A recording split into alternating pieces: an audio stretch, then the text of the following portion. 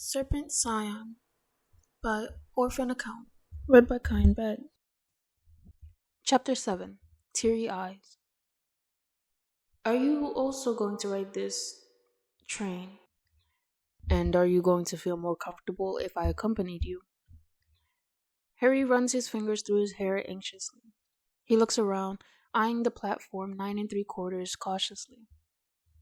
It's still over 40 minutes to the Hogwarts Express departure, but the students and their families are already starting to turn up. I don't know, Harry mutters. I know it's your first train ride, and first long travel of that sort, Severus says calmly.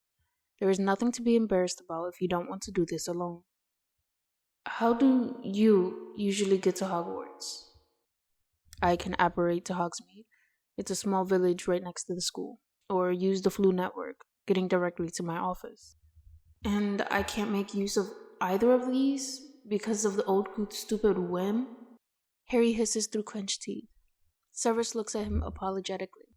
Pretty much, yes, he admits. You know what, Severus? Go ahead and use your usual way of travel. I guess I can handle this on my own.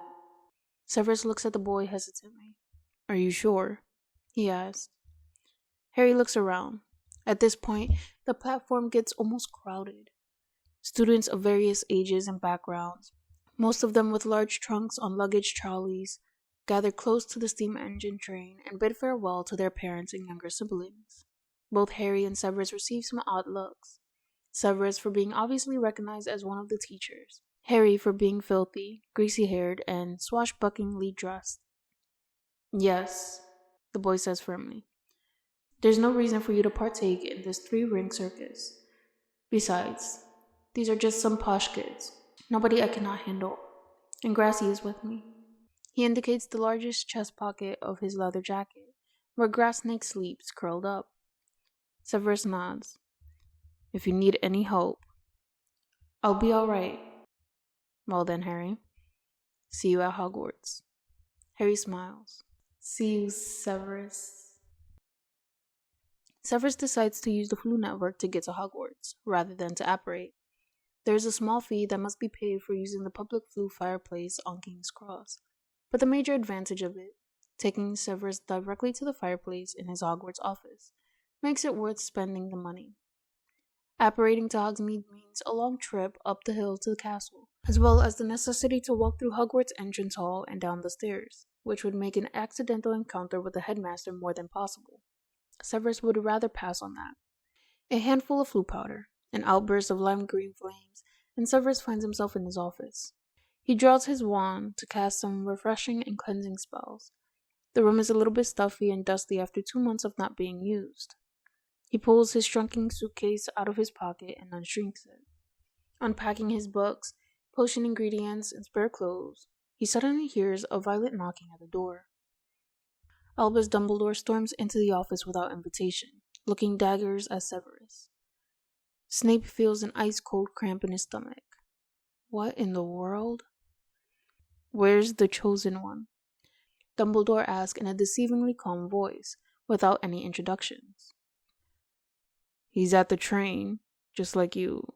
I've gotten some reports from the prefects, who are on their patrolling duty at the train. Albus cuts him off.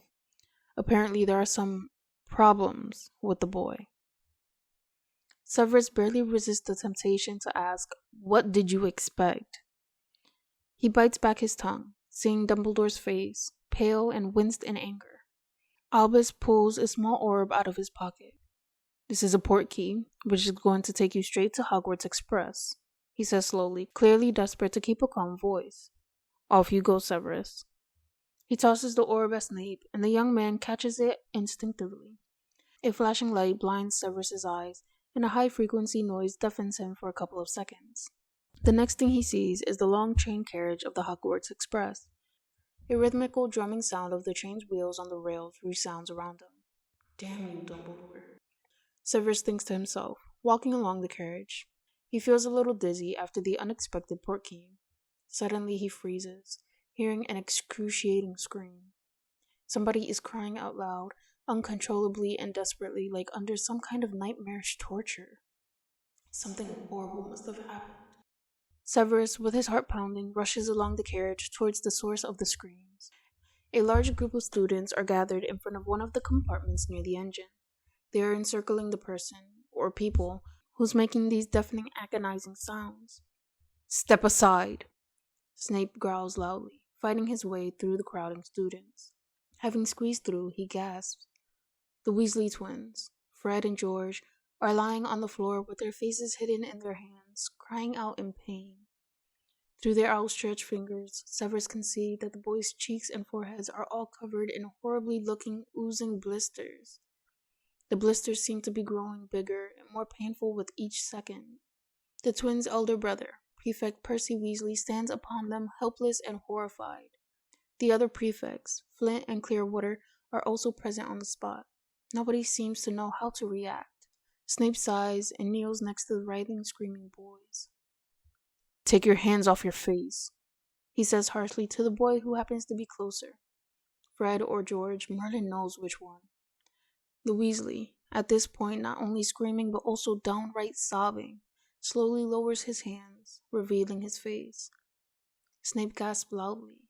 The enormous red, separating blisters cover not only his cheeks, nose, and forehead, but even his lips and eyelids. Severus draws his wand and presses it against the boy's face, whispering a complex incantation from a healer's assortment. As the unbelievably painful blisters start disappearing, the boy progressively relaxes. Severus repeats the same procedure with the other twin. Having healed both brothers, Snape commands the gathered students to move along, with the exception of the present prefects. "What happened here?" he asked roughly when the twins managed to sit up.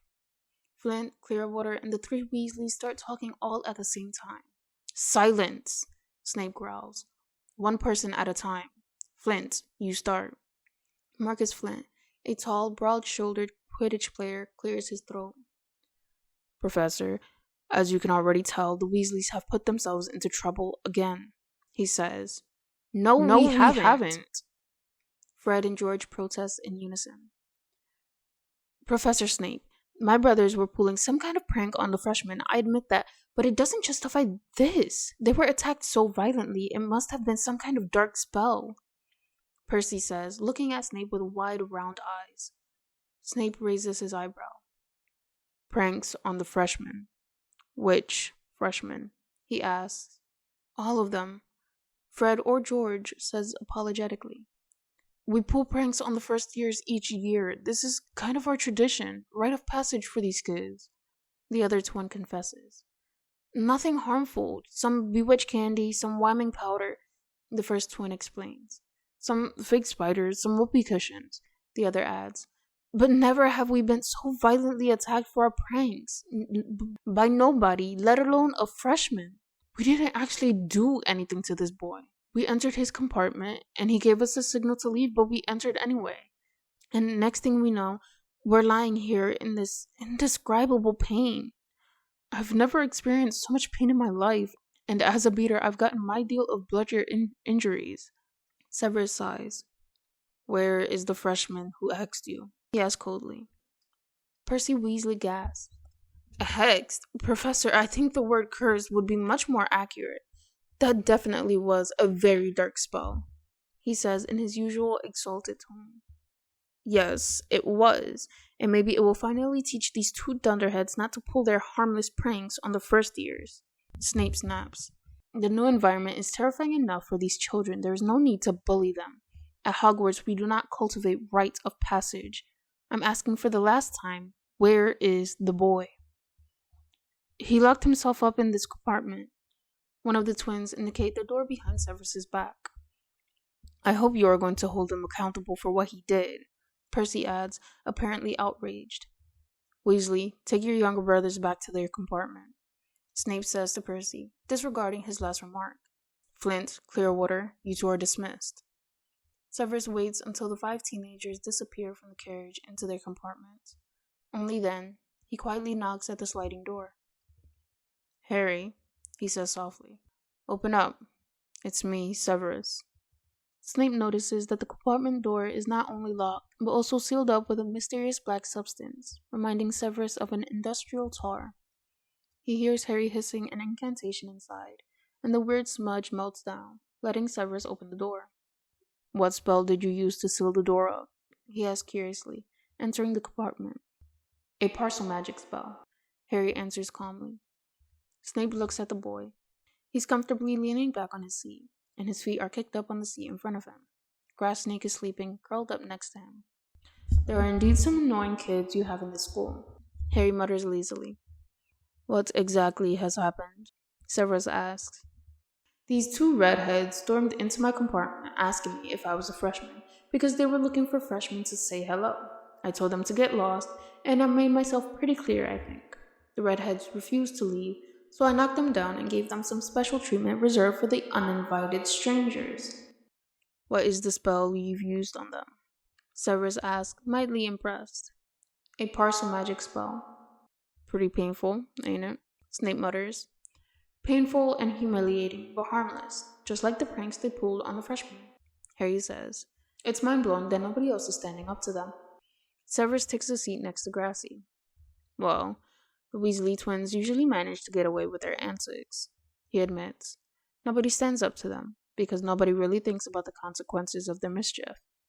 They are well-liked and popular, amongst both the students and the teachers." Harry smirks. "That's ridiculous. They're no better than any other bullies." Severus yet again finds himself fascinated by the boy and by his unusual, mature approach. "I couldn't agree more, Harry. But, unfortunately, you and I happen to be a minority in this belief. The old coot enables such people. No wonder everybody tolerates them," Harry hisses. "Attention, attention!" A magically enhanced female voice resounds in the compartment. "The train is now approaching terminating Hogsmeade Station. Please leave all your personal belongings in the compartment. They will be taken care of separately. Please mind the gap between the train and the platform." The express progressively slows down, and Snape takes Harry by the hand, leading him out of the compartment.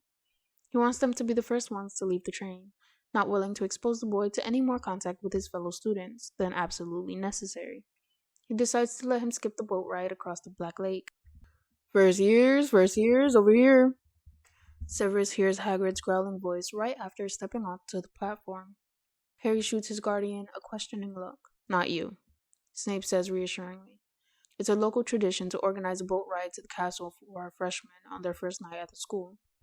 "That's ridiculous, I know, but you can skip this part. The two of us are going to walk up there. Is that plausible?" Harry tilts his head back, looking at the intimidating medieval castle on the hill. "Sure," he says. The night is warm and bright. A light stroll up the hill is enjoyable and relaxing, especially after the unpleasant events that have taken place on the train. If this school is full of bullies, as it seems to be, how can all the freshmen be allowed to ride boats on their opening night? Aren't there any incidents of kids pushing each other into the water?" Harry asks. "Almost every year," Severus admits. Harry smirks. "Unsurprising. What about the older students? Do they have to walk up this hill in groups?" "No. All of the students, except the freshmen, ride carriages. They could walk as well. Actually, I'm pretty sure that the two of us will reach the castle before them." Severus's words turn out to be right. He and Harry steps into the Hogwarts entrance before the older students, and almost equally with the fellow freshmen. Severus pulls Harry aside, allowing the fairly large group of 11-year-olds, led by Hagrid, to enter the hall. Professor McGonagall turns up after a couple of seconds. She takes over the group and immediately lines the children up in a neat row. Severus leans over Harry and whispers into his ear. "Go ahead and line up along with them. This elderly witch is one of my colleagues. She's going to introduce all of you into the Great Hall and host a sorting ceremony. This is the part you sadly cannot skip. But don't worry, it won't take long."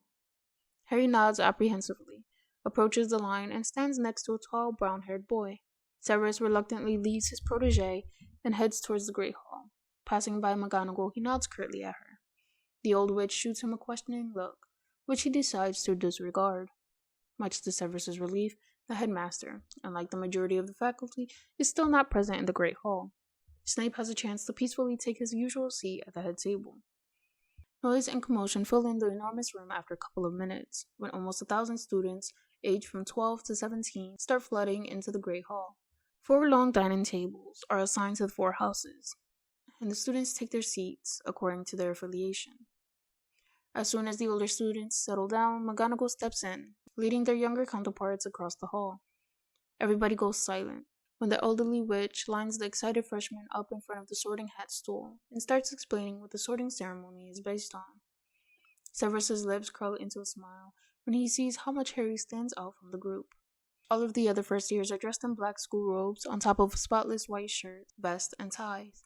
The majority of the kids are additionally well-groomed, neatly combed, washed, and sometimes even sprinkled with some cologne. Harry is the only one not wearing uniform.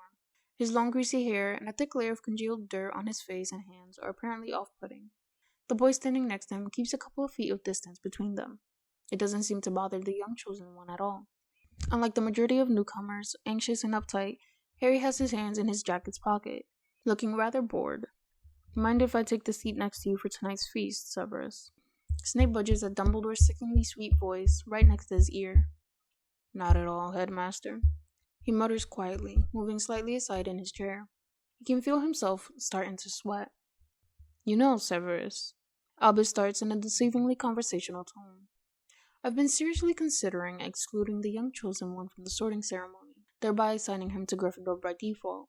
Only Minerva managed to convince me to let him partake in the ceremony along with the other freshmen. Severus wriggles anxiously on his seat. Why would you want to exclude him from the sorting? He asks cautiously.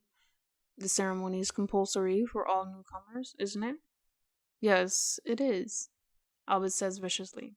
Exactly as compulsory as wearing a school uniform and showing some indicators of observing basic personal hygiene. Severus clenches his teeth.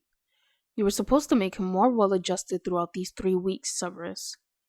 Albus goes on, lowering his voice to a dangerous whisper. I entrusted you with the chosen one, and I counted on you in that matter. And there he stands, filthy, unwashed, smelly like an old kipper. Harry is 11 years old, Headmaster, not 11 months old. Severus cuts him off. He can decide for himself whether or not he wants to set a bath. You should have washed him. Dumbledore hisses loudly enough for Professor Burbage to turn her heads towards him. Besides, he goes on, lowering his voice again, what kind of clothing is that? How could you not have taken him to Madame Malkin's to get the required school robes? Headmaster, think upon it for a second. Severus mutters impatiently. The whole thing with dragging this boy forcefully to the school, preceded by burning his house down and faking his father's death, I remind you, was your idea. In my opinion, an inherently wrong one. What is the worst thing you could possibly do to Harry for not adjusting to the new environment, for not obeying the school dress code, and not observing hygiene? Expulsion, isn't it? And I assure you that it would be the best thing that could happen to him in the moment. Severus notices dangerous little twinkles appearing in Dumbledore's eyes. Snape already knew that he went too far. Albus makes a sudden gesture, apparently trying to grab Severus's left wrist, but the young man jerks his arm and hides it behind his back. You are going to regret it, Severus. Dumbledore hisses straight to Snape's ear. I'll make you pay. You cannot even imagine how much it's going to cost you. A single drop of sweat runs down Severus's face and ends up on his lips. Both Snape and Dumbledore go silent, because the sorting ceremony starts.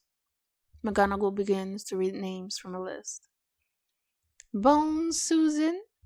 A small fair-haired girl steps forward and sits on the stool, putting the sorting hat on her head.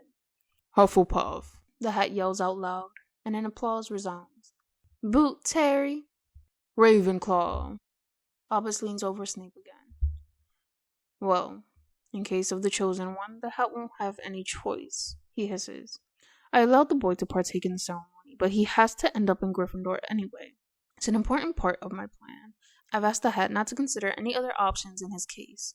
I've also selected a couple of promising children with correct allegiances, and asked the hat to sort them into Gryffindor as well. Thereby, I've already built a supportive, loyal friend circle for the chosen one. It's going to make embracing his fate easier.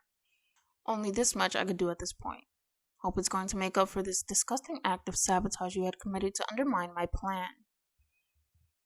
Snape's mouth goes dry. An unpleasant cramp grabs at his bowels.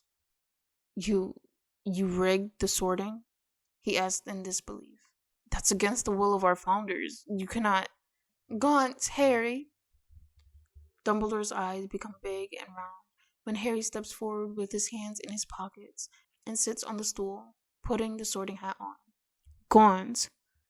Albus hisses to Severus's ear. What is that supposed to mean? Blood adoption, Snape explained shortly. I beg your pardon?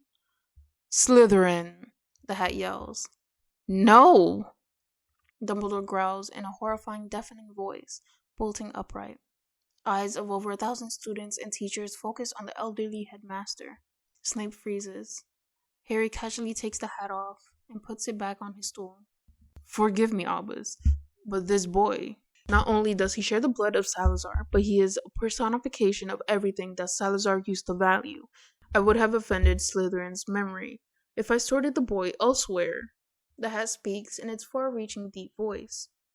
Headmaster, the sorting hat is right. I've already explained it to you. Snape mutters through clenched teeth. Minerva, proceed with the sorting, please. Albus says in a deceivingly calm voice, looking daggers at Severus. McGonagall, clearly intimidated and uneasy, corrects her glasses to read the next name from the list. Dumbledore sits down in a barely concealed blind fury, and, this time, without playing around, forcefully and violently grabs Severus's left forearm. Snape miraculously manages not to let out a cry of agonizing pain. He feels sweat appearing on his forehead and tears forming in his eyes. He desperately looks around, but nobody of his fellow teachers seems to notice what is going on. Dumbledore's face is perfectly straight. He looks into Severus's eyes, and Severus drowns in their light blue ocean, which, in his case, is always an ocean of pain. Suddenly, somebody jumps vigorously on the head table, knocking over glasses and throwing off silverware. At the corner of his watery eyes, Snape notices the leather-brown jacket. Harry pounces on Dumbledore, violently knocking him down along with his chair. The headmaster lets go of Snape's forearm, leaving some nail scratches on his skin. Severus sobers up from the pain and wipes his teary eyes with his sleeve. Much to his horror and astonishment, his young protege is sitting astride on Albus's chest, punching the headmaster's wrinkled face with his small fist very fast and vigorously. Glittering grass snake is wrapped around Albus's toes, tying them up together. The faculty members look stunned and paralyzed. The students are slowly leaving their seats, approaching the head table to see what is going on. Snape jumps forward to Harry, extending his hands to take the boy off Dumbledore's chest, but a powerful explosion sends him flying a couple of feet back. He lands painfully on the floor. He lifts his head up and notices that a couple of teachers who happen to be close also experienced the impact of the explosion. Albus, what have you done? This is a child! Hearing McGonagall's horrified, screechy voice, Severus's heart sinks. Still nauseous from the pain and deafened by the explosion, he crawls up back to the head table. What he sees there is too much to handle. He lowers his head and bursts into sobs. Dumbledore has literally blown Harry up. The boy lies on his back. His arms and legs are twisted at odd angles, apparently broken in multiple places. Harry's face is one huge, oozing, open wound. The new leather jacket is in rags, exposing a bloody mess left from the boy's chest and abdomen. Severus gathers all his willpower to resist a sudden urge to vomit. He lifts his eyes up, looking for Dumbledore. The headmaster is standing upon Harry. Albus's eyes are wide and shocked. He's apparently terrified by his own doing. Snape, not wasting any more time, grabs the unconscious, barely alive boy in his arms and rushes out of the great hall towards the hospital wing. Step aside, he yells at the crowding students, who immediately split up, making the passage across the hall clear for him.